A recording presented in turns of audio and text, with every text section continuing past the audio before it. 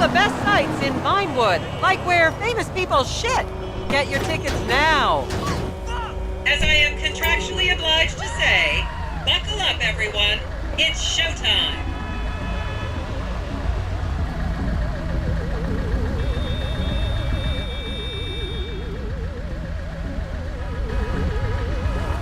Vinewood is often referred to as the anal bleaching capital of the world.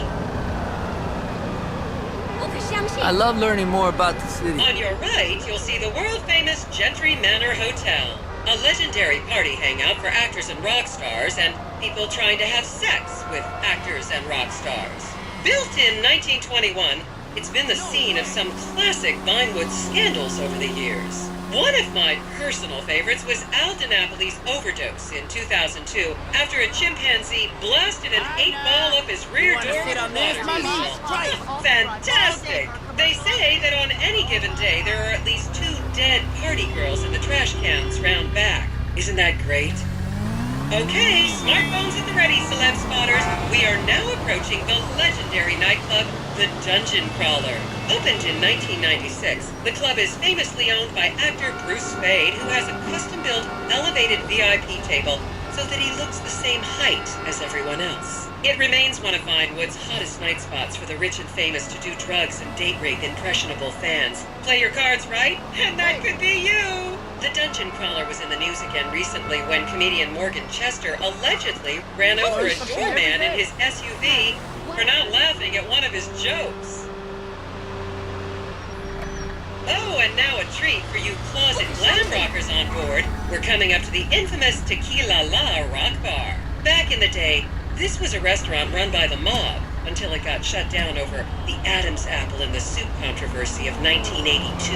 It reopened as the Tequila La Bar in 1983 and soon became a mecca for hair metal bands and fans from across the country. It's rumored that the Love Fist song Dangerous Bastards was written about a night they partied here on Mescaline with some transgender twins.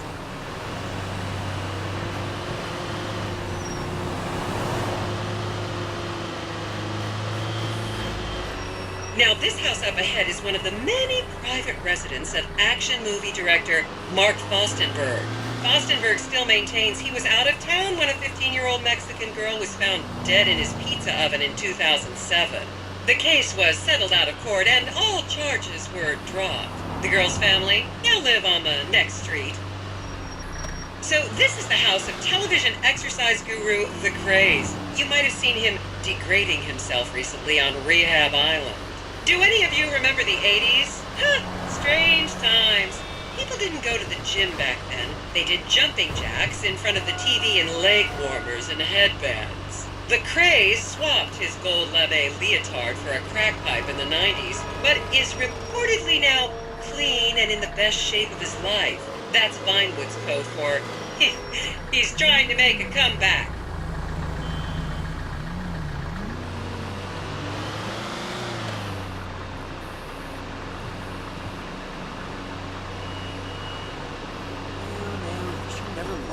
This is the home of celebrity wild child Martha Turn.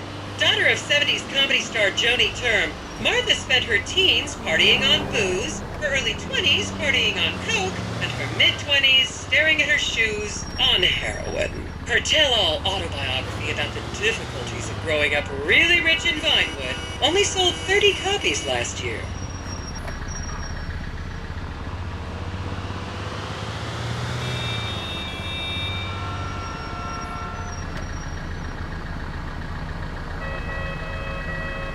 Wow! Look at that! Damn, That's I a love your sexy car. I should remind you this is a no-smoking bus. Unless, of course, it's medical marijuana, then you're all right.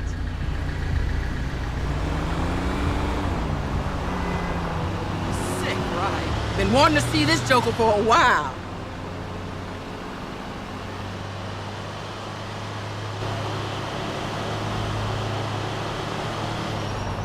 Just up ahead is another place to see and be seen in Rockford Hills, the Richmond Hotel. An iconic entertainment industry hangout, sleazy producer types have been promising to make young girl stars here for over 100 years now. Not gonna lie, I did some some shameful things in that lobby bar in my youth, but I've put that period of my life behind me now.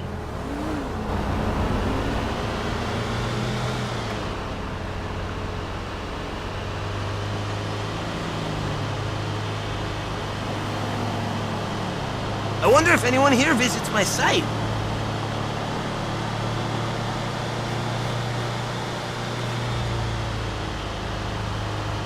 This is what makes America great.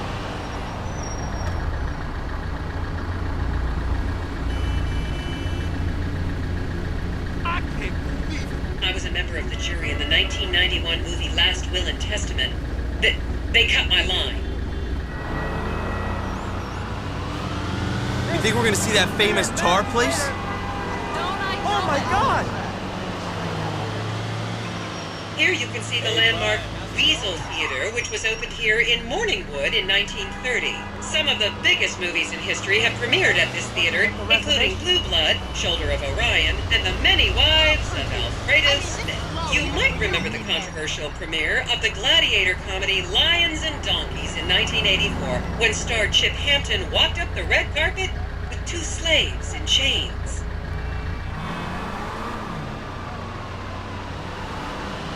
I should put stickers up for the site. I'm really excited. That's nice.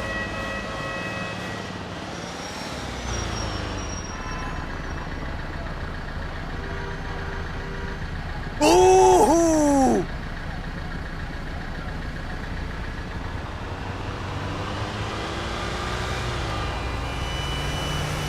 Count yourselves lucky, my prescription just got renewed this morning.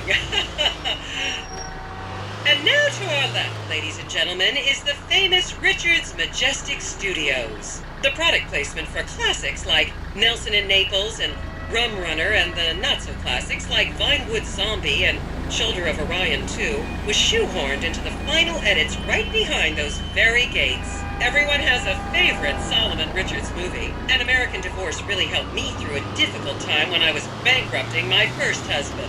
Oh, come on, don't people in the Midwest watch movies? You must have seen Defender of the Faith. No? Wow, tough crowd. Fucking maricón.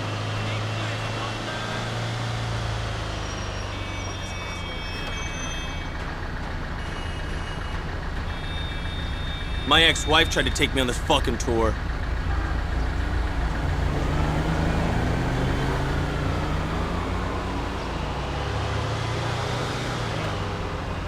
I wonder, is a bathroom close by?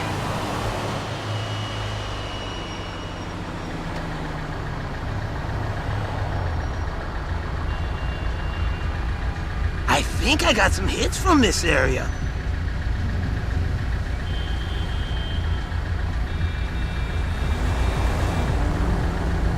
Just up ahead on the right is where Delancey Medua's septon fell out after a ketamine party. It's also glamorous.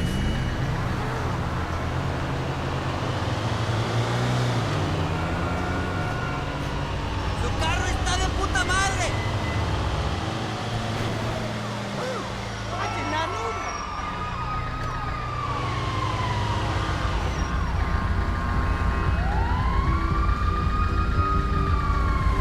I wouldn't want to live in this part of town. Remember, these people are rich and beautiful. That makes them better than us.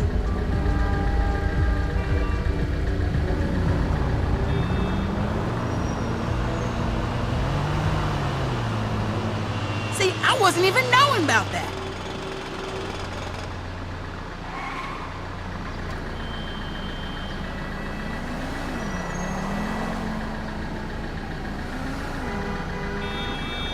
I should pitch a banner exchange to him. Keep those cameras out and fingers on the trigger. Celebs are skinny and fast.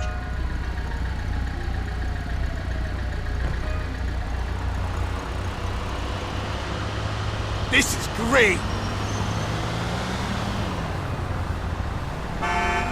Heavens. It's bullshit. Whatever.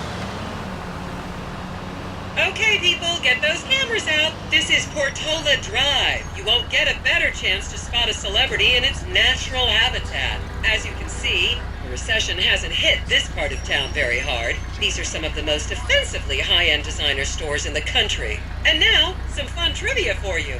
There have been a number of movies shot on Portola Drive, mostly awful ones about rich idiots, including the blockbuster 2005 romantic comedy, Shoe Whore. It's credited with sending women's rights back 50 years. The store we're passing now is where British star Charlotte Crown was caught on film in the changing room, eating and purging the same burrito over and over again, just like a dog.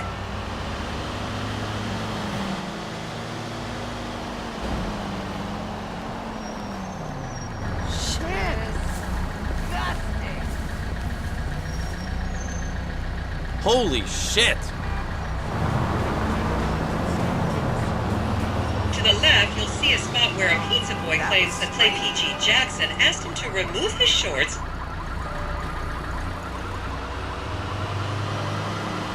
Sí, muy maravilloso, muy chévere. This is the Epsilon Center. Anyone with red hair, please cover it for your own safety. If you really want to meet a famous celebrity, this place is packed full of them. Take an introductory course. It changed my life. Kifla!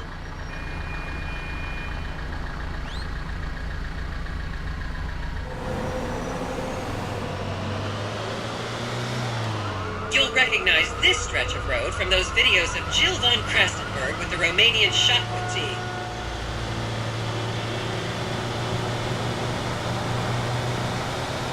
I bet this place was great in the 1940s.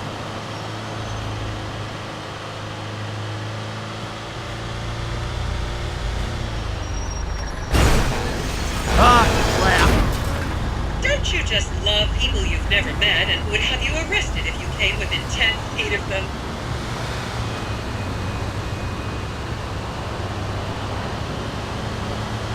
I love seeing more of the city.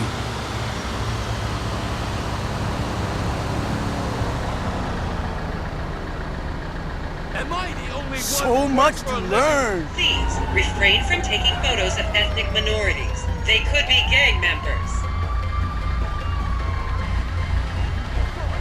I'm chilly all of a sudden. I was feeling hot.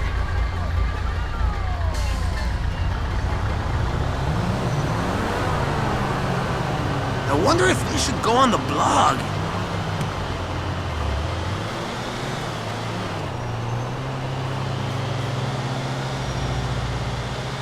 This is what makes America great.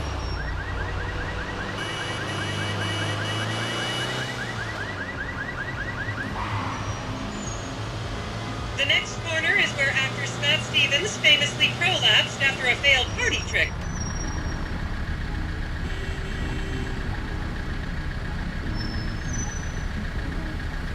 There is so much about this place that I didn't know.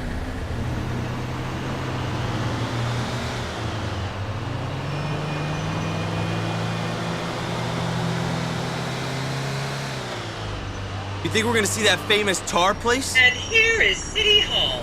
This is where the mayor's office is, if any of you care. You might recognize this building from the 20-minute final dogfight to save Earth in the movie Invasion Los Santos. Remember when Laszlo was arrested for masturbating with an eggplant and shouting at women? That happened right here. Qué lindo, eso es bien chévere.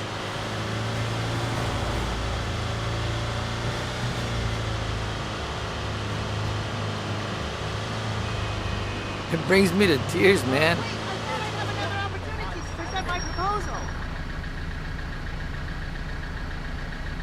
But I have a Check that out! package. Frankly, I think you'll be blown away.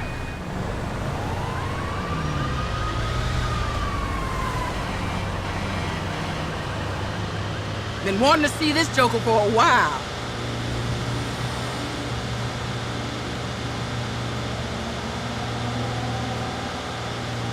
¡Qué chévere! Eso es bien lindo.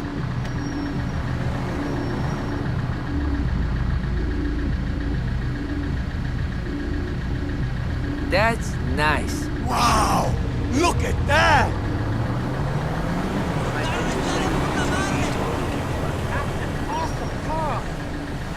check that out. Classic, man. A Woody. Typical. And here we have the beautiful Oriental Theater. Riots broke out on the theater's opening night in 1928 as desperate fans tried to get upskirt shots of the legendary silent movie star Miriam Turner, much like you're doing today, except with really heavy cameras. My daughter tells me it isn't politically correct to say Oriental anymore, but considering some of the other common terms for Asians in the 1920s, the name could have been a lot worse. There's a saying that to go to Los Santos and not see the Oriental Theater is like going to China and not visiting a burger shop. You know, I've never really understood what that means, but... See, I wasn't even knowing about that.